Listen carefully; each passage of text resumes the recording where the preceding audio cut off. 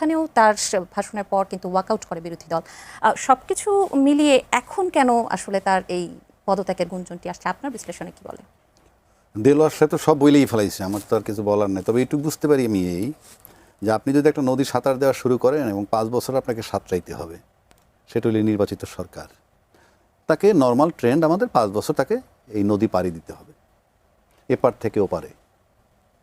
তো সেই যাত্রা যখন শুরু করলো, তার বয়স 5 মাস হতে চলল, এবং রাষ্ট্রপতিকে যখন অপসারণ করা সবার দাবি ছিল, আমি মনে করি দেলোয়ার সাহেবও দাবি ছিল 5ই আগস্টের পর, তখন কিন্তু আজকে যারা ক্ষমতাসীন তারা সম্মতি দেননি।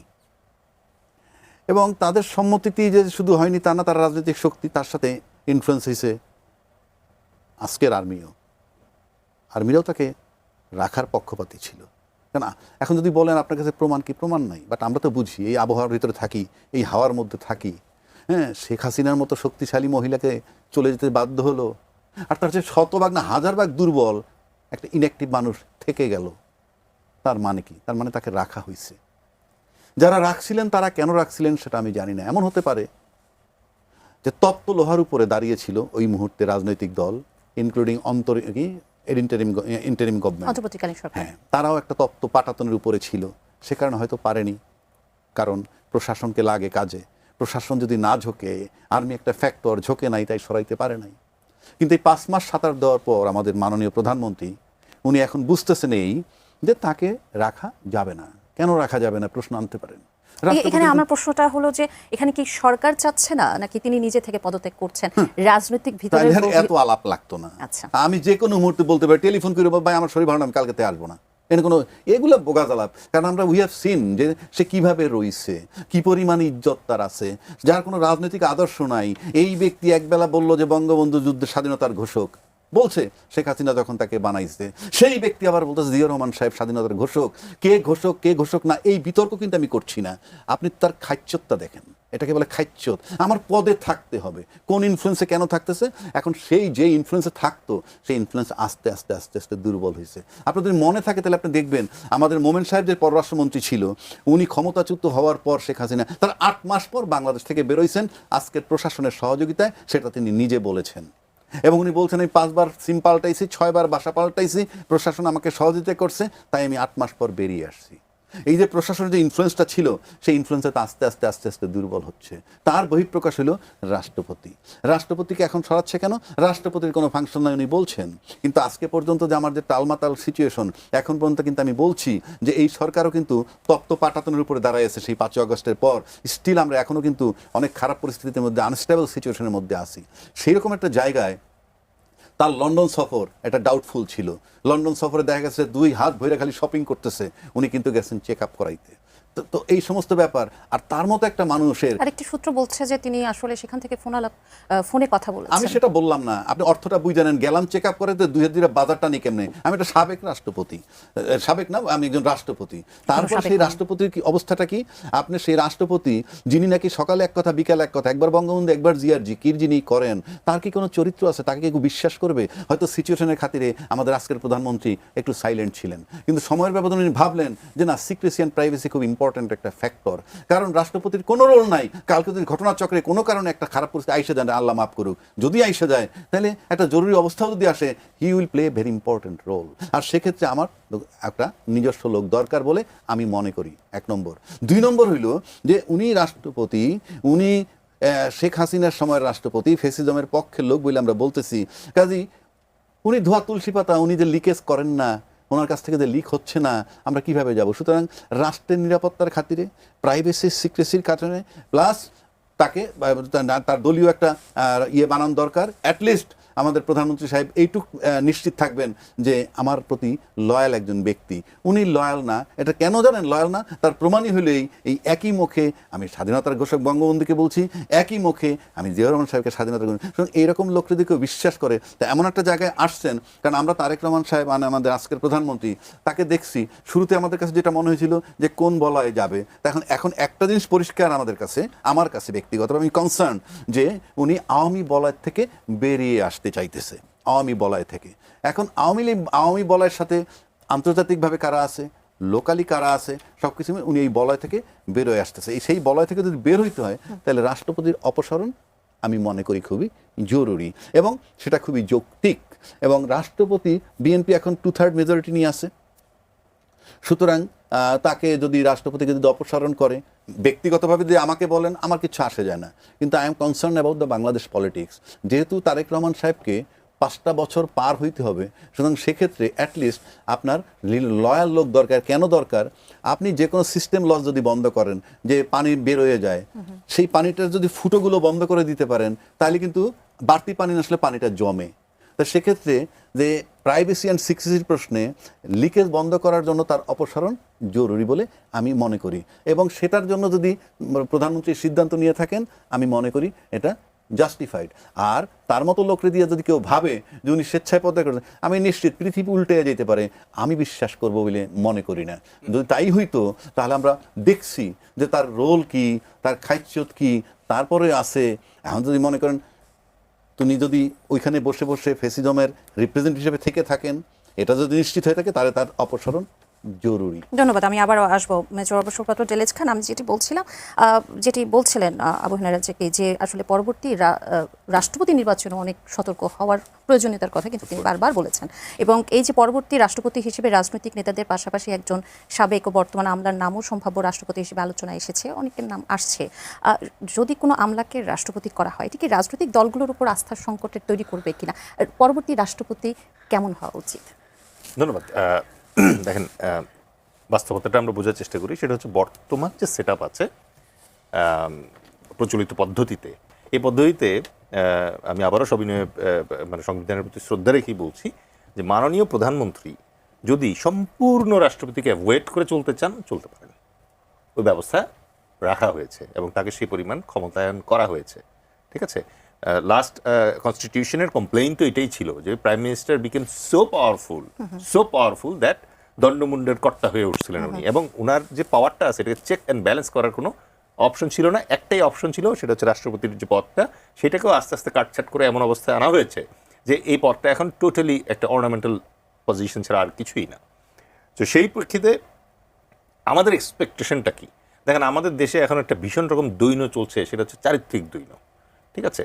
আপনি দেখেন আমাদের মানে মাননীয় সংসদ সদস্য যারা আছে তাদের বিভিন্ন ধরনের ভিডিও বের হয়ে আসছে, যেগুলো দেখার পর মানে তাদের এথিক্যাল প্র্যাকটিস এবং তাদের পার্সোনাল ক্যারেক্টার্স যেটা আছে এইটার ব্যাপারে মানে আমাদের নতুন প্রজন্ম যারা জেন জি এবং জেন আলফা, তারা আসলে কি দেখছে দেখেন, কি এক লজ্জার ব্যাপার।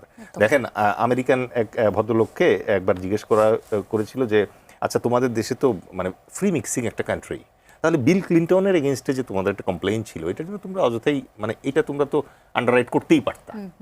তার আনসার ছিল যে আমি নর্মাল আমেরিকান, আমার ফ্লস থাকতে পারে, but he is a president, he is my idol, ওর তো এই ফ্লস থাকতে পারে না, হি মাস্ট চেক হিমসেলফ। এখন একই রকমভাবে এই যে আমাদের ধরেন মানে আইন প্রণেতা যারা আছেন, অনেকে বলেন যে মানে তাদের কাজ তারা করতে পারলে তার ক্যারেক্টার নিয়ে আমার এত ইয়ে করার কি দরকার, মানে ঘাটাঘাটি করার কি দরকার। এই জায়গাটায় আমি যেটা ফিল করি সেটা হচ্ছে যে সমাজে তারা এতটা রেসপেক্টেড যে তাদের যখন এই ধরনের কাহিনী এক্সপোজ হয় তখন সেইটা সামাজিক যে ফ্যাব্রিকটা আছে এই ফ্যাব্রিকটাকে আঘাত করে।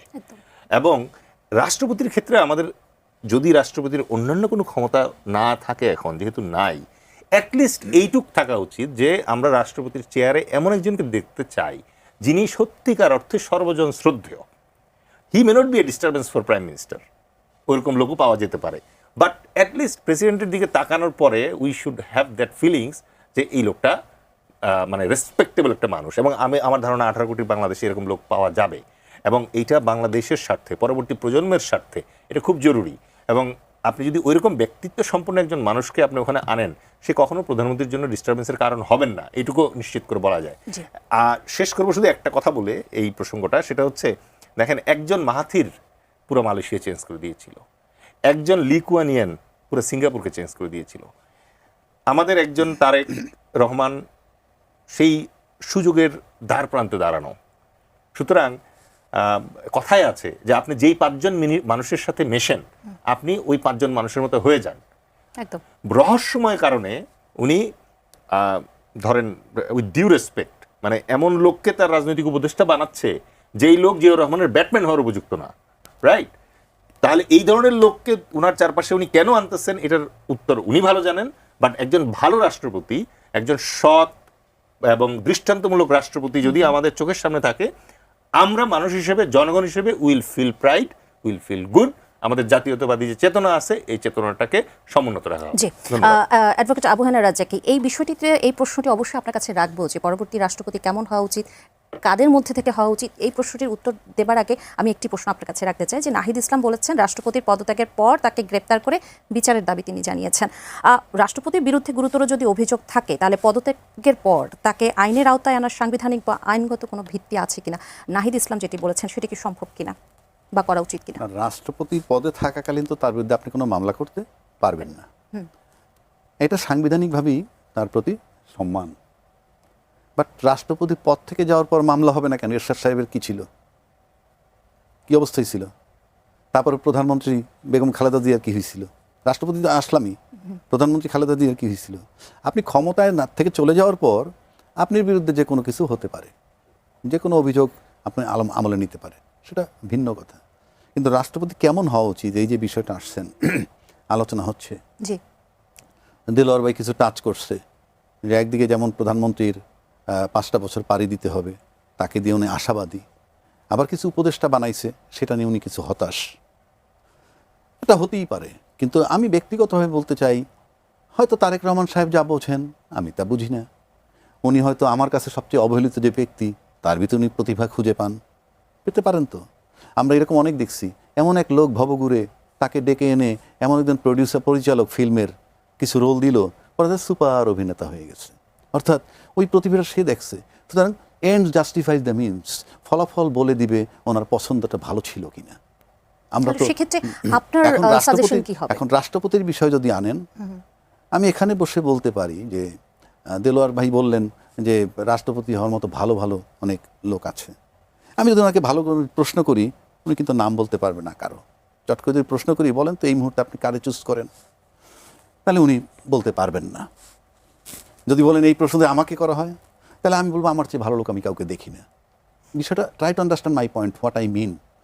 কারণ কেউ যদি ভাবতো যে রাষ্ট্রের দায়িত্বটা কি জিনিস, তাহলে নেওয়ার আগে 7 বার ভাবতো। কিংবা কেউ যদি ভাবতো আমাকে প্রধানমন্ত্রী ডেকে এই দায়িত্বটা দিচ্ছেন, আমি কি আদৌ যোগ্য কিনা, আমি তো আমাকে অ্যাসেস করতে না পারি, আপনি রাষ্ট্র অ্যাসেস করবেন কিভাবে? আমি সেই অর্থে বলছি।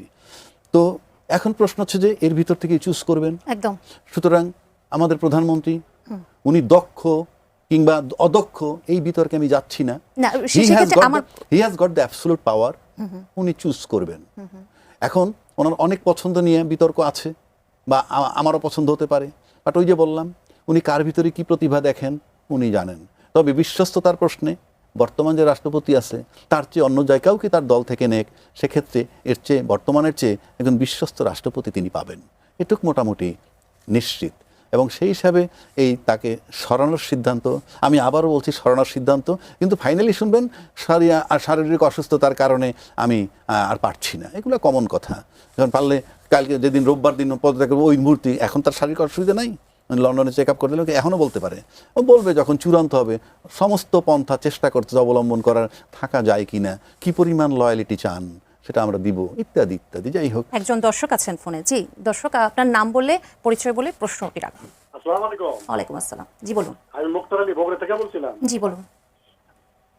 আমি মাননীয় আইনজীবী আবু হেনা রাজ্জাকি ভাইয়ের কাছে আমার প্রশ্ন,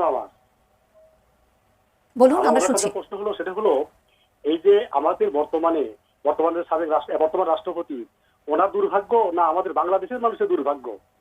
এই যে বারবার আমাদের আর একটা এটা একটা বিষয়। আর একটা বিষয় হলো রাষ্ট্রপতি সর্বোচ্চ একটা সম্মানের একটা জায়গা, উনি পদত্যাগ কি করলো না, কিছু কিছু মানুষ বলতেছে গ্রেপ্তার করো, অ্যারেস্ট করো, তাকে বিচার করো। এই যে মানি লোকগুলোর যে অমানিক হয়ে যাচ্ছে আস্তে আস্তে, আমরা কি শিখছি, আমাদের প্রজন্মগুলো কি শিখছে এই দিকে? আমাদের ভালো কিছু দেখা, ভালো কিছু শিখি, এর কি হচ্ছে কি আমাদের দেশে বলেন? জি বুঝতে পেরেছি। আপনাকে অসংখ্য ধন্যবাদ আপনার প্রশ্নের জন্য। এই প্রশ্নের উত্তর অবশ্যই আপনার কাছে। হ্যাঁ অবশ্যই দেবো। আমি ওনার ব্যথাটা বুঝতে পারছি। উনি মুক্তার আলী বগুড়া থেকে প্রশ্ন করছেন, আমি সৌভাগ্যবান মনে করি উনি আমাকে প্রশ্ন করছেন, শুনতে ভালো লাগে। আচ্ছা, রাষ্ট্রপতির পদটা অবশ্যই সর্বোচ্চ আসন, সাংবিধানিক সর্বোচ্চ পদ। সাংবিধানিক সর্বোচ্চ আসন, কোনো সন্দেহ নাই। সেই আসনটাই বসে যদি একজন রাষ্ট্রপতি আজকে রাজ্জাকি সাহেব জাতির স্বাধীনতা যুদ্ধের ঘোষক বলে, তারপরে আবার সময় বদল করে দেলোয়ার হোসেন সাহেব স্বাধীনতার ঘোষক বলে, তার জন্য এই নিন্দাটা প্রাপ্য। কারণ you cannot change yourself. আপনি বিশ্বাস করেন কি সেখানে থাকতে হবে, এটা একটা রাষ্ট্র। আপনি যা মন চায় তাই করবেন, তার মানে আপনার বিশ্বাসই নাই। আপনি কি বিশ্বাস করেন, আপনার কনসেপ্টটা কোথায়? একটা কিছু মানুষ তো বিশ্বাস করে, যেমন এই যে, আচ্ছা ওই প্রশ্নে পরে আসি। এরপরে উনি আরেকটা প্রশ্ন করছেন যে আমাদের যারা শিক্ষিত জ্ঞানী গুণী তাদের মর্যাদা কি। দেখেন, আমরা চিৎকার করতেছি এডুকেশনের জন্য, আমরা চিৎকার করতেছি পরীক্ষা বন্ধ হবে না, গলা সমান পানি দিয়ে পরীক্ষা দিতে যাচ্ছে। সুস্থ মস্তিষ্কের কোনো লোক এই সিদ্ধান্ত নিতে পারে না যে গলা সমান পানি দিয়ে পরীক্ষা দিতে যাবে। কেন আসছি কথাটায়? শিক্ষার যখন এত গুরুত্ব, তাহলে আপনি বলেন তো, একজন ভদ্রলোক 2টা PhD করছে, একটা ইকোনমিক্স আর একটা আরেক সাবজেক্টে, তারপরে যদি মনে করেন সে নোবেল লরিয়েট হয়েছে, তাকে যখন আমি টিভির পর্দায় বলি বিশ্ব বাটপার, তাহলে এই এডুকেশনের কি মূল্য? জাস্ট আপনি চক্ষুটা বন্ধ করে ভাবেন। আপনার সাথে তার দ্বিমত থাকতে পারে, আপনার মত পছন্দ না হতে পারে, কিন্তু যে লোকটা PhD ডিগ্রি হোল্ডার, বিশ্ব তাকে নোবেল দিচ্ছে, এটা নাকি কিনতেও পাওয়া যায়, এমন কথা বলছে। আর এরকম বহু লোক আছে যাদের নোবেল 10টা কেনার টাকা আছে। নোবেল কেনা তো দূরের কথা, নোবেল যেখানে দেয় সেই দরজার সামনে যাক না। তো প্রশ্ন হচ্ছে, সামনের জেনারেশন শিখবে কি? আজকে আমরা যখন বলতেছি 2টা ডক্টরেট পাওয়ার পর নোবেল বিজয়ী, যে বিশ্বের এমন কোনো রাষ্ট্রনায়ক নাই যাকে এক নামে চেনে না, এখন বললে কি বলবে? আমি ইউনূসের পক্ষপাতী নও, আমি ওনার কথার জবাব দিচ্ছি, হি ইজ ওয়েল এডুকেটেড। তাকে যখন বলা হয় বিশ্ব বাটপার, তখন মুক্তার আলী ভাইকে একবারও প্রশ্ন করছে টেলিফোন করে যে ভাই তাকে বিশ্ব বাটপার বলতেছেন কেন? তারপর থাকতে পারে, আমি বলছি না উনি ধোয়া তুলসী পাতার, বহু বড় ক্রিমিনাল হতে পারে, কিন্তু এই যে আমরা বলি, সুতরাং আমি জেনারেশনকে কি দিচ্ছি? আর রাষ্ট্রপতি সকালে এক কথা, বিকালে এক কথা। আবার আরো বলছি, সমস্ত রাজনীতিবিদ শিক্ষিত লোক 55 বছর যাবত একটা কথা বলতেছে যে রাজনীতিতে শেষ কথা বলতে কিছু নাই। এই যে আপনি বলতেছেন, আমার সকালে একটা, বিকালে একটা, রাত্রে একটা বলবেন, who has given you this right? কি শিখাচ্ছেন? 55 বছর যাবত এই দেশের রাজনীতিবিদ কি বার্তা দিছে এই দেশের জেনারেশনকে, কি কথা বদল করা যায়? কিন্তু এই মুক্তার আলী ভাই যদি তার ছেলেকে বলে, তোমাকে সকালে একটা কথা বললাম যে হ্যাঁ তোমাকে এক জোড়া জুতা আজকে দুপুরে কিনে দিব, দুপুরে বললো যে আজকে পারতেছি না কালকে, পরের দিন বললো আগামী সপ্তাহে, তারপরে বললো 2 মাস পরে, তখন তাকে বলবি ইউ আর এ লায়ার। কই, তখন তো সে তার ছেলেকে বলতে পারবে না যে ফ্যামিলিতে বাবা কথা সকাল বিকাল বদল করবে। ধন্যবাদ। আশা করছি একজন দর্শক আছেন ফোনে। জি দর্শক, আপনার নাম বলে আপনার প্রশ্নটি রাখুন। হ্যালো। জি, আমার নাম মোহাম্মদ আলী। জি, আমার প্রশ্নটা হলো যে আমাদের দেশে তো বর্তমান মনে করেন যে প্রেসিডেন্ট সাহেব আছেই, যিনি আমরা শুনতে পাচ্ছি না আপনাকে। পাবো যে ঠিক যেভাবে আমরা মনে আপনি করি প্রশ্নটি আবার একটু রাখবেন, আপনাকে শুনতে পাইনি মাঝে। আচ্ছা, জি, আমার প্রশ্ন হলো যে আমাদের রাষ্ট্রপতি তো বাংলাদেশের একজন অভিভাবক, আমরা তার কাছে তো এই বাংলাদেশ পুরাটাই যেভাবে বাংলাদেশের প্রেসিডেন্ট আসছে তো মিথ্যা নানান কিছু নেই, কিন্তু অভিভাবক হিসেবে ছিল। বর্তমানে কি আমরা কি ভালো কিছু পাবো, এটা আমাদের আশা 5ই আগস্টের পরে। আরেকটা প্রশ্ন হলো যে প্রেসিডেন্ট পদত্যাগ না করার, পদত্যাগই করে নাই, কিন্তু আমাদের মধ্যে যে একটা কৌতূহল হয়ে গেছে গা, এখানে কি হবে এবং কেমন হবে, শাস্তি দিতে হবে। আমরা তো অতীত দেখছি, বাংলাদেশ তো কোনো পরিবর্তন আসতেছে না, যে কোনো প্রেসিডেন্ট বা যে কোনো দায়িত্বশীল মনে করেন যে পদত্যাগ বা তার ক্ষমতা শেষ হলে তাকে আইনের আওতায় আনা হয়। এটা কেমন ধরনের বাংলাদেশ, এটা আমরা একটু জানতে চাই। বুঝতে পেরেছি, ধন্যবাদ আপনাকে মেজর অবসরপ্রাপ্ত ডেলেজ খান। আপনার আগের যে আলোচনা সেখানে অনেক এই প্রশ্নের উত্তরটা অনেকখানি চলে এসেছে, তারপরেও যদি আপনি কিছু যুক্ত করতে চান, বিশেষ করে এটা কেমন বাংলাদেশ, যেমনটি উনি বলেছেন যে ক্ষমতায় থাকতে, ক্ষমতা ছাড়ার পর আসলে আমরা সবসময় হয়তোবা এরকম একটি মনোভাবে চলে যাই যে আমরা তার বিচার চাই। আমি যদি সঠিকভাবে ভাই আপনার প্রশ্ন বুঝে থাকি, তাহলে একটা হচ্ছে যে আমরা ভালো প্রেসিডেন্ট পাবো কিনা, আর একটা হচ্ছে যে আমাদের এই প্রেসিডেন্ট পর্যায়ের একজন মানুষ যখন চলে যাওয়ার পর তাকে আইনগতভাবে বিভিন্ন ধরনের হেনস্থার শিকার হতে হচ্ছে, শাস্তির শিকার হতে হচ্ছে, সেই ব্যাপারটা আপনি জানতে চেয়েছেন। প্রথমেই এই ব্যাপারে আমি যেটা বলার চেষ্টা করব সেটা হচ্ছে যে দেখেন, আমাদের লাস্ট প্রেসিডেন্টের সিলেকশন প্রসেসটাই আপনি দেখেন না, ওয়াজ হি দ্য মানে মোস্ট কোয়ালিফাইড পার্সন। এখন সমস্যাটা যেটা হয়ে গেছে যে প্রধানমন্ত্রী এখানে একচ্ছত্র ক্ষমতার কারণে তিনি ধরাকে সরাজ্ঞান করতে পারেন এবং তিনি তার পছন্দের মতো লোককে রাষ্ট্রপতি পর্যন্ত নিয়ে আসতে পারছেন, ঠিক আছে? অথচ ব্যাপারটা এরকম হওয়ার কথা ছিল না। এখন কেমন রাষ্ট্রপতি চাই আমরা, দ্যাট ইজ আওয়ার এক্সপেকটেশন। আপনি কয়েকদিন আগে হয়তো দেখছেন যে দুদকের কমিশনার এবং দুদকের চেয়ারম্যানেরও অলরেডি সার্কুলার দিয়েছে এবং বলা হয়েছে যে 20 বছরের অধিক কারো যদি চাকরির থাকে, অভিজ্ঞতা থাকে, সে অ্যাপ্লাই করতে পারে। তো আমরা তো অ্যাটলিস্ট মানে আমাদের যে রাষ্ট্রপতি যিনি হবেন, আমরা চাই তিনি প্রেজেন্টেবল হন, ঠিক আছে? এখন আমাদেরও তো এক্সপেকটেশন বেড়ে গেছে। রাষ্ট্র ক্ষমতার শীর্ষে ডক্টর মোহাম্মদ ইউনূসের মতো লোককে দেখে ফেলছি আমরা, এবং তিনি যখন ওই আসনটা অলঙ্কৃত করেন তখন যে আসলে মানে কত চমৎকার হয় ব্যাপারগুলা। ছোট্ট একটা ক্যাবিনেট নিয়ে কি চমৎকারভাবে দেশ চালিয়েছেন, রাইট? তো তার মানে হচ্ছে যে রাষ্ট্রপতির মানে আসনটিতে আমরা আসলে অন্তত একজন সৎ, শিক্ষিত, সাহসী এবং দেশপ্রেমিক মানুষ চাই। সেখানে একটি গুঞ্জন ছিল, আমি যদিও আবু হেনা রাজ্জাককে আপনাকে ওই প্রশ্নটি রাখবো, যে আপনি ডক্টর মোহাম্মদ ইউনূসের কথা বললেন, এই গুঞ্জনটিও অনেক সময় চলে এসেছে, আমরা শুনেছি যে রাষ্ট্রপতি হতে পারেন বা তাকে বিবেচনায় নেওয়া হতে পারে ডক্টর মোহাম্মদ ইউনূসকে। এমন কি কোনো গুঞ্জনের সত্যতা আপনি দেখেন কিনা? I rather pass this question to Razzaki ভাই। আমি শুনে আমি একটা কথা বলি। প্রশ্ন হচ্ছে যে আপনি একটা বলয় যদি লক্ষ্য করে দেখেন যে খলিল সাহেব পররাষ্ট্রমন্ত্রী, যেই খলিল সাহেবের বিরুদ্ধে বিএনপি ঢাকা যখন গিয়েছিল, সোচ্চার ছিল তার পদত্যাগের জন্য। একই সাথে আসিফ মাহমুদ সজীব ভুইয়া এবং আরেকজন কি ভুলে গেলাম না, হ্যাঁ না মাহফুজুল আলম, নাই তো আগেই পদত্যাগ করে, তাদের অপসারণ, পদত্যাগ যাই বলেন দাবি করা হয়েছিল। এবং টকশোতে ভরা ছিল বাংলাদেশে যে বিদেশি নাগরিক এনে এই সংবিধান এই রাষ্ট্র চালাচ্ছে, বিদেশি নাগরিক এনে সংবিধান সংযোজন করা হচ্ছে। এই মুহূর্তে বহু এমপি মন্ত্রী আছে যাদের ডুয়েল সিটিজেন আছে, যারা ব্যাংকের ডিফল্টারও আছে। সেই আলোচনায় আমি যাচ্ছি না, কিন্তু এই আলোচনাগুলো ছিল। তারপরে যখন নির্বাচন হইল, নির্বাচন হওয়ার পর আপনি এত বড় দল যারা যাবে, তার টেকনোক্রেট একটা পররাষ্ট্রমন্ত্রী বানানো হলো খলিলকে। কেন? প্রশ্নটা কি? যেখানে এন্টায়ার ক্ষমতাসীন দলের সবাই তার বিরুদ্ধে গেলো, আজকে তাকে আমি পররাষ্ট্রমন্ত্রী বানিয়ে দিচ্ছি।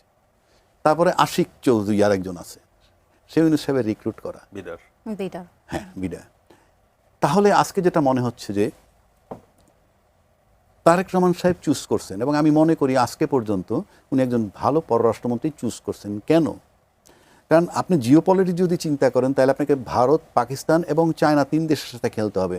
আপনি খলিল সাহেবের সাইড অফ করে দেন, একটা সেকেন্ড ম্যান চুজ করে বের করেন, who has the ability to speak to this 3 countries. আপনি বের করেন, পারবেন না, পারবেন না। সো আমি মনে করি মাননীয় প্রধানমন্ত্রী যে যাই বলুক, একটা সাংঘাতিক সুন্দর পছন্দ করেছেন।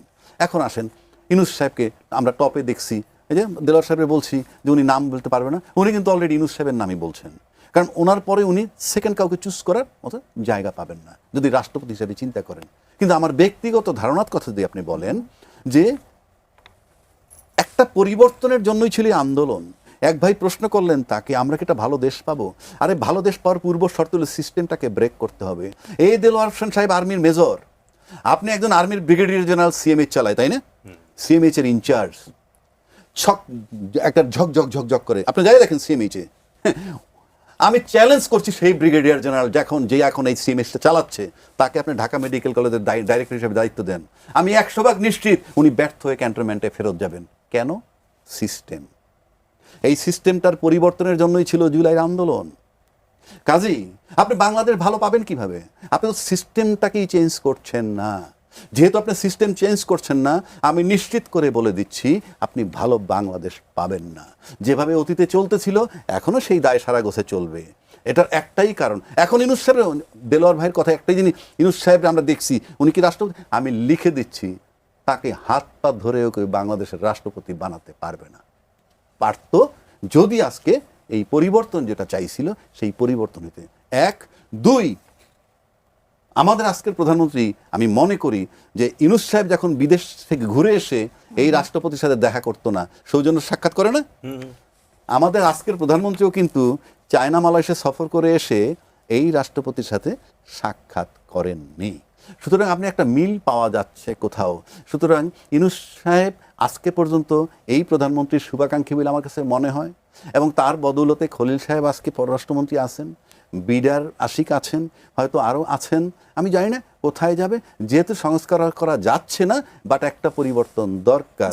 এই পরিবর্তনের জন্য যে বলয়টা থেকে বের হয়ে আসা দরকার, আওয়ামী বলয় থেকে, সেই আওয়ামী বলয় থেকে বের হয়ে আসার চেষ্টা করছেন আমাদের আজকের প্রধানমন্ত্রী বলে আমার ধারণা বা বিশ্বাস। ধন্যবাদ। আমি অ্যাডভোকেট আবু হেনা রাজ্জাককে আপনার কাছে যেতে চাই। সাবেক রাষ্ট্রপতি জিয়াউর রহমানের হত্যাকাণ্ডের ৪৫ বছর পর মৃত্যুদণ্ডপ্রাপ্ত মোজাফফর হোসেনকে তাকে গ্রেফতার করানো হলো। আজকে তাকে আন্তর্জাতিক অপরাধ ট্রাইব্যুনালে নেওয়া হলো এবং মানবতা বিরোধী অপরাধের মামলায় তাকে গ্রেফতারও দেখানো হলো। ৪৫ বছর পর তাকে ধরা হলো, গ্রেপ্তার হলো, এটি নিয়ে যেমন আছে সবকিছু মিলিয়ে এই যে আইসিটিতেও তাকে নেওয়া হলো, এখন আসলে আইনি প্রক্রিয়াগুলো একটু আপনার কাছে জানতে চাবো, বা এই বিষয়ে আপনার বিশ্লেষণ কি? আইনি প্রক্রিয়া বলা তো ডিফিকাল্ট, কারণ মানে সামরিক আইনে তিনি মৃত্যুদণ্ডপ্রাপ্ত। আমি যদি আপনি সিম্পলি যদি বলেন এক কথায়, তাহলে উনি দণ্ডপ্রাপ্ত একজন ব্যক্তি, ওনাকে পাওয়া মাত্রই গ্রেপ্তার করবে এবং জাজমেন্ট যেহেতু তার বিরুদ্ধে হওয়া আছে, এবং সেটা কোর্ট মার্শাল আর্মি আইনে, অন্য কোনো আইনে না।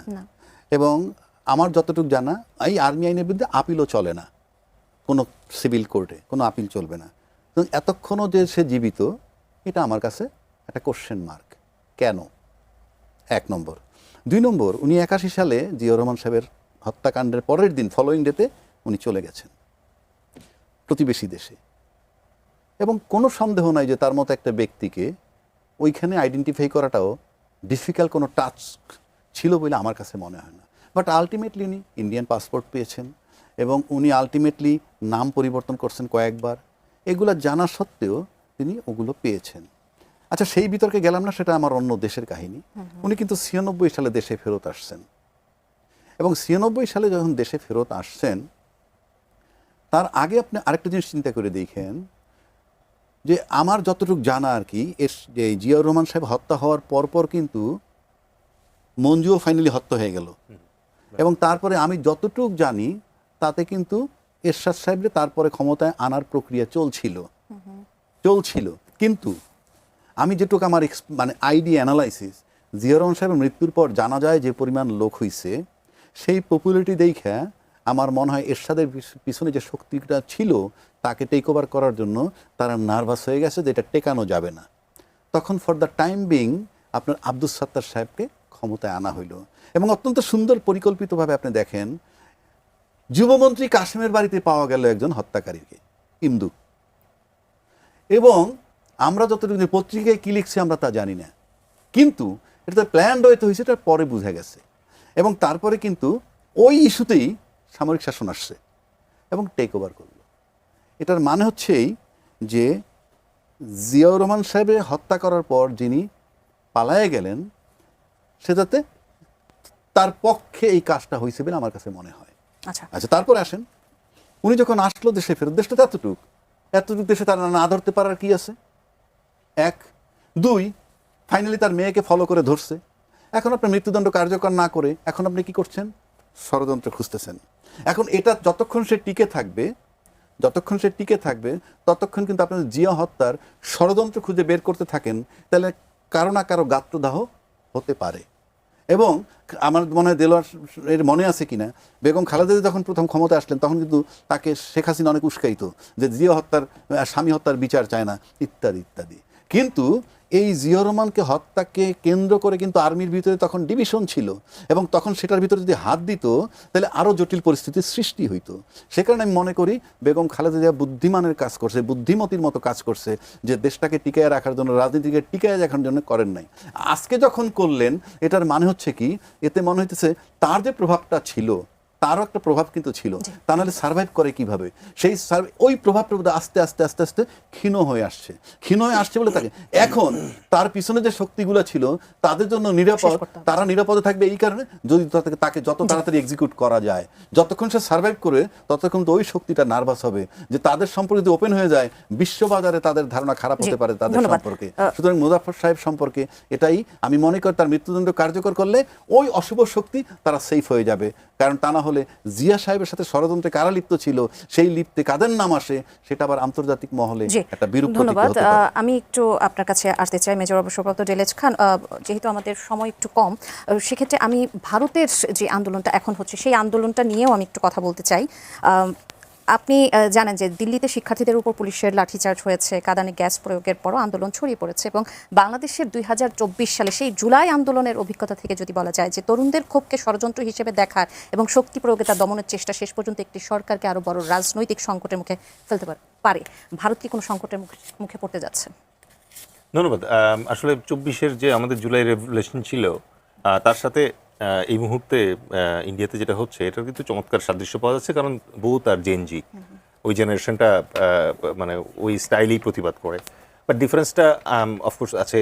একটা হচ্ছে যে ওদের দেশে ওরা চাচ্ছে হচ্ছে প্রশ্নপত্র ফাঁস যে হয়, কোশ্চেন লিক, এটার ব্যাপারে তারা প্রতিকার চাচ্ছে, প্লাস তারা শিক্ষামন্ত্রী পদত্যাগ চাচ্ছে।